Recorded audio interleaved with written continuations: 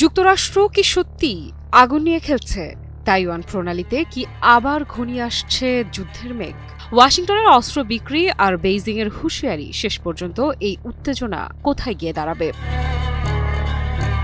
বিশ্ব রাজনীতির অন্যতম হটস্পট তাইওয়ানকে ঘিরে ফের তীব্র ভাষার লড়াই। যুক্তরাষ্ট্রের প্রস্তাবিত অস্ত্র বিক্রির অনুমোদনকে কেন্দ্র করে সরাসরি সতর্কবার্তা ছুড়ে দিয়েছে চীন। বেইজিং বলছে এই পদক্ষেপ মানে আগুন নিয়ে খেলা, আর তার পরিণতি হবে ভয়াবহ। চীনের পররাষ্ট্র মন্ত্রণালয়ের মুখপাত্র গুয়ো জিয়াকুন স্পষ্ট ভাষায় বলেছেন, তাইওয়ান দ্বীপকে অস্ত্রসজ্জিত করা বন্ধ না করলে তাইওয়ান প্রণালীর শান্তি ও স্থিতিশীলতা মারাত্মকভাবে বিঘ্নিত হবে। তার কথায় যুক্তরাষ্ট্রের এই তৎপরতা শুধু বিপজ্জনকই নয়, এটি পুরো অঞ্চলের জন্য অনিশ্চয়তা ডেকে আনছে। সংবাদ সংস্থা সিনহুয়ার প্রতিবেদনে বলা হয়, চীনা পররাষ্ট্র মন্ত্রণালয়ের নিয়মিত সংবাদ সম্মেলনে এক সাংবাদিকের প্রশ্নের জবাবে এই কড়া অবস্থান জানান গুয়ো জিয়াকুন। তিনি বলেন, যুক্তরাষ্ট্রকে অবিলম্বে এই বিপজ্জনক ও উস্কানিমূলক পথ থেকে সরে আসতে হবে। কিন্তু প্রশ্ন হলো, ওয়াশিংটন ঠিক কি করতে চাইছে? চীন বলছে, যুক্তরাষ্ট্র তাইওয়ানের কাছে উন্নত ও আধুনিক অস্ত্র বিক্রির যে পরিকল্পনা অনুমোদন করেছে তা সরাসরি এক চীন নীতির লঙ্ঘন।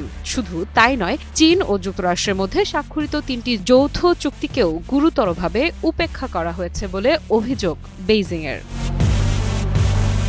চীনা মুখপাত্রের দাবি, এই অস্ত্র বিক্রি চীনের সার্বভৌমত্ব, নিরাপত্তা এবং ভৌগোলিক অখণ্ডতাকে সরাসরি আঘাত করছে। তার ভাষায়, এটি এমন এক ভুল বার্তা দিচ্ছে যা তাইওয়ানের বিচ্ছিন্নতাবাদী শক্তিগুলোকে আরও উৎসাহিত করবে। তাইওয়ান প্রশ্নে চীনের অবস্থান বরাবরই কঠোর। বেইজিং মনে করে তাইওয়ান চীনের অবিচ্ছেদ্য অংশ, এ নিয়ে কোনো আপোষ নেই। আর যুক্তরাষ্ট্রের সামরিক সহায়তাকে চীন দেখে সরাসরি হস্তক্ষেপ হিসেবে।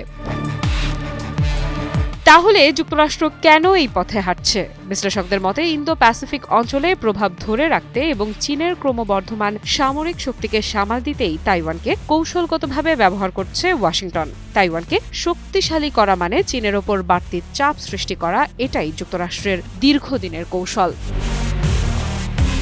কিন্তু এই কৌশল কতটা গুরুত্বপূর্ণ? চীন বলছে, এই আগুন নিয়ে খেললে শেষ পর্যন্ত পূর্বে সবাই। তাইওয়ান প্রণালী দিয়ে বিশ্বের অন্যতম ব্যস্ত সামুদ্রিক বাণিজ্য পথ চলে গেছে। এখানে অস্থিরতা মানেই বৈশ্বিক অর্থনীতি ও নিরাপত্তার ওপর বড় ধাক্কা। গুয়ো জিয়াকুন আরও বলেন, যুক্তরাষ্ট্র যদি সত্যিই আঞ্চলিক শান্তি চায়, তাহলে তাকে বাস্তব পদক্ষেপ নিতে হবে।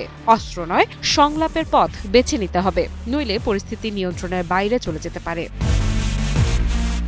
ইলেকট্রা রেফ্রিজারেটর, খাবার তাজা তো জীবন তাজা। ইলেকট্রা, ফ্রিজের রাজা। এদিকে তাইওয়ানের পক্ষ থেকে বলা হচ্ছে, নিজেদের নিরাপত্তা নিশ্চিত করতেই তারা প্রতিরক্ষা সক্ষমতা জোরদার করছে। তাদের দাবি, চীনের সামরিক চাপ ও হুমকির মুখে আত্মরক্ষা ছাড়া অন্য কোনো বিকল্প নেই। বিশ্ব এখন তাকিয়ে আছে তাইওয়ান প্রণালীর দিকে। একটি ভুল সিদ্ধান্ত, একটি ভুল হিসাব, আর মুহূর্তেই বদলে যেতে পারে বৈশ্বিক রাজনীতির সমীকরণ।